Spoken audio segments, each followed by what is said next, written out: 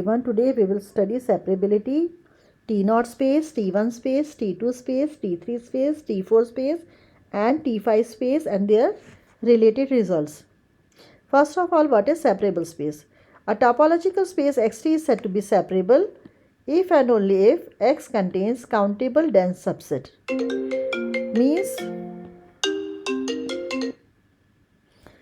Means if there exists a countable subset A of X such that A bar is equal to X.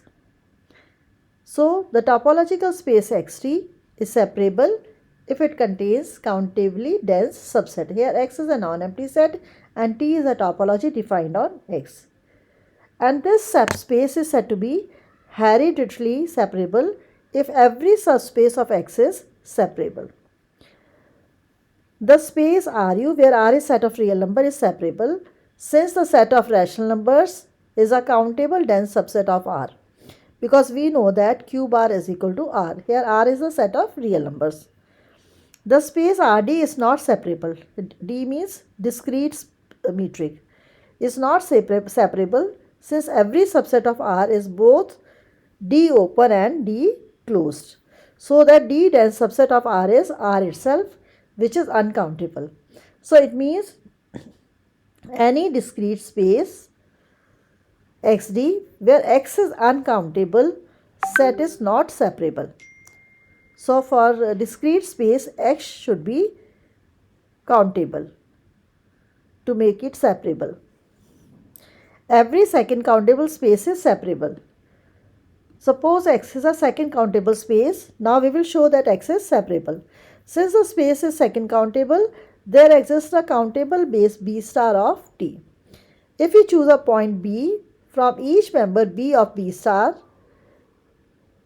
let D be the set obtained which is evidently countable. We are choosing a point B from each member B of B star. B star is a countable base. Because B star is a countable base, so the set D, which is obtained by choosing a point B one by one from these sets, is evidently countable. Now we will show that D is dense in X. Let X be any arbitrary point of X and let G be any open neighborhood of X. Since B star is a base, there exists at least one set B such that X belongs to B, which is a subset of G. By definition of D, B belongs to D, because D is a set which has been obtained by selecting a point B from each member of B. So B belongs to D, and it is such that B belongs to B is a subset of G. So G contains a point of D. Hence X is an adherent point of D. But X is an arbitrary point. We have assumed X to be arbitrary point. So it means D bar is equal to X, means closure of D is equal to X. It means that D is countable. Here we have proved. Also D bar is equal to X means it is dense. So D is countably dense set of X. It means X is separable. So we have shown that every second countable space is separable. Now T0 space. We also call it Kolmogorov space. Our topological space Xt is said to be T0 space if and only if given any pair of distinct point xy of X, there exists a neighborhood of one of them not containing the other. It means the space T0, the space is a T0 space if and only if there exists an open set G such that if X belongs to G, then Y does not belong to G, or there exists an open set H such that Y belongs to H and X does not belong to H. Means Xt is a T0 space if given any pair of distinct point, means here x and y are not equal, then there exists a neighborhood of one of them not containing the other. If x belongs to G, then y does not belong to G. If y belongs to H, x does not belong to H. Hence, that space is T naught if and only if distinct point x and y, for distinct points x and y, either x does not belong to closure of y or y does not belong to closure of x. Bar denote the closure. Now T1 space or Fresher's separation axiom. So what is T1 space?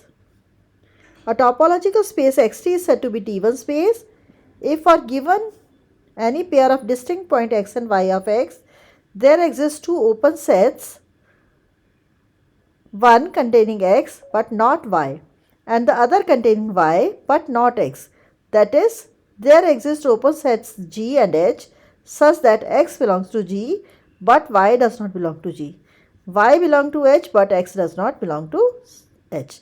Then in this case, Xt is a T1 space and we also call it Fresher's separation axiom.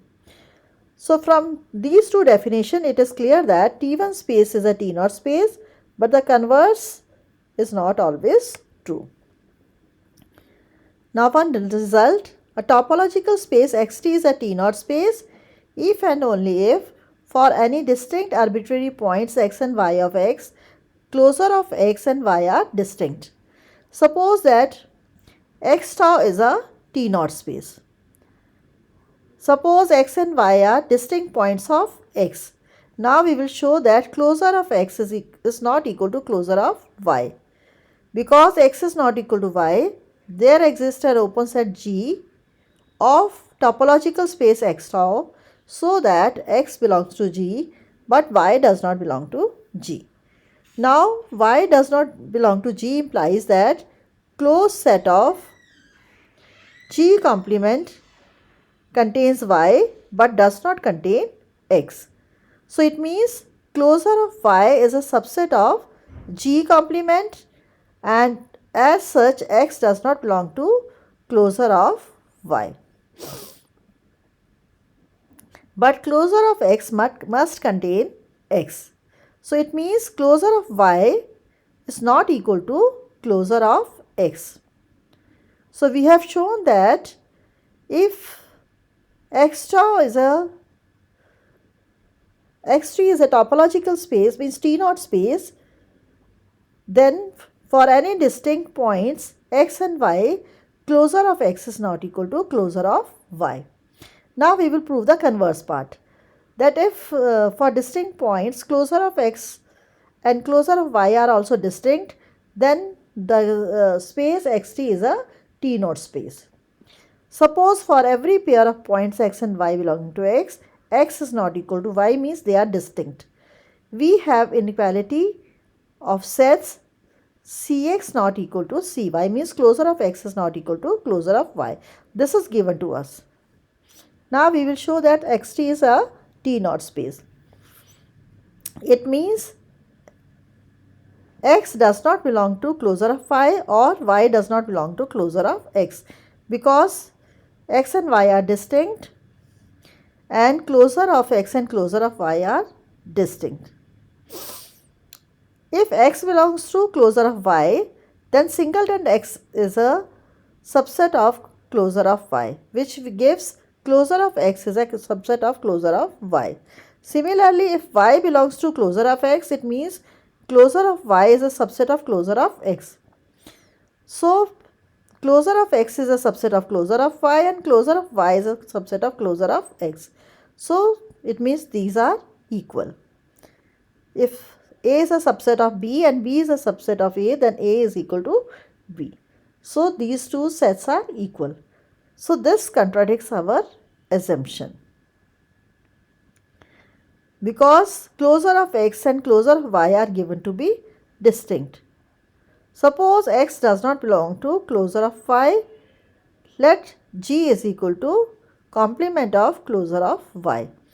Then G is an open subset of Xt. It means x belongs to G, it is small x. It is small x belongs to G and y does not belong to G. So it means xt is a T0 space. We have proved that a topological space xt is a T0 space if for any distinct arbitrary points x and y of x, closures of x and y are distinct. Now what is T2 space? We also call it Hausdorff space. A topological space xt is said to be a T2 space if for every pair of distinct points x and y of x there exist disjoint neighborhoods of x and y, that is there exists neighborhood n of x and m of y such that n intersection m equal to phi, means they are disjoint neighborhoods. If xt is a Hausdorff space, then T is said to be Hausdorff topology for x. Now the example to show that T1 space need not be T2 space. We consider the cofinite topology T on an infinite set X. In this case, xt is a T1 space because if x is an arbitrary point of x, then by definition of T, whole set X minus singleton X is open and consequently singleton set X is closed. Thus every singleton subset of X is closed and hence the space is T1 space. But this space is not T2 space. Why? Because for this topology, no two open set can be disjoint.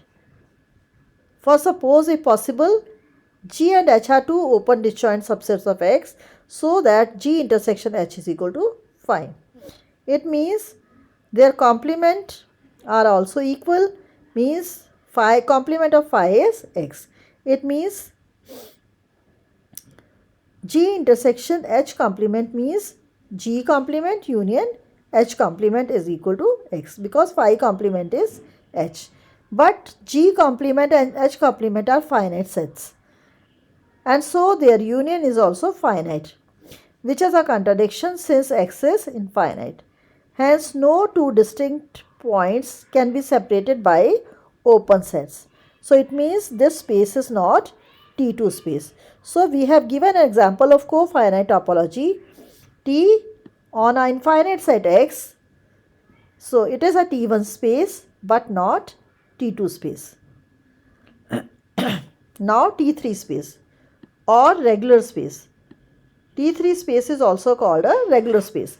A topological space xt is said to be regular if and only if for every T closed set F and every point P which does not belong to F, there exists T open sets G and H such that F is a subset of H, P belongs to H and G intersection H is equal to phi. A regular, here it is equal to phi. So a regular T1 space is called a T3 space. So a space is regular if and only for every T closed set F, every point P which is not in F, there exists T open set G and H so that F is a subset of G and P belongs to H and G intersection H is equal to phi. Now normal space. Normal space is also called T4 space. A topological space xt is said to be normal if for every pair L and M of disjoint T closed subset of X, disjoint means their intersection is phi, there exists T open set G and H such that L is a subset of G, M is a subset of H, and because L and M are disjoint and L, M and are disjoint T closed subset of X and G intersection H is phi, means G and H are also disjoint. A topological space is said to be normal space or T4 space if for every pair of disjoint T closed subset of X there exists T open subset G and H such that G and H are also disjoint. Now completely normal space. A topological space X is said to be completely normal if and only for any two separated subsets A and B of X there exist open set G and H such that A is a subset of G and B is a subset of H and G intersection H is equal to phi. A complete normal space which is also T1 space is also called a T5 space.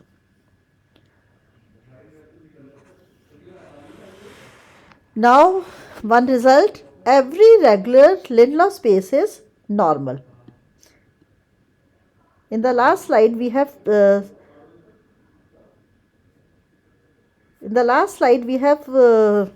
studied normal space. A topological space is normal if for every pair of disjoint T closed subset there exists open set which are also disjoint. So every regular space is normal. Let Xt be a regular Lindelof space. Let L and M be disjoint T closed subset of X.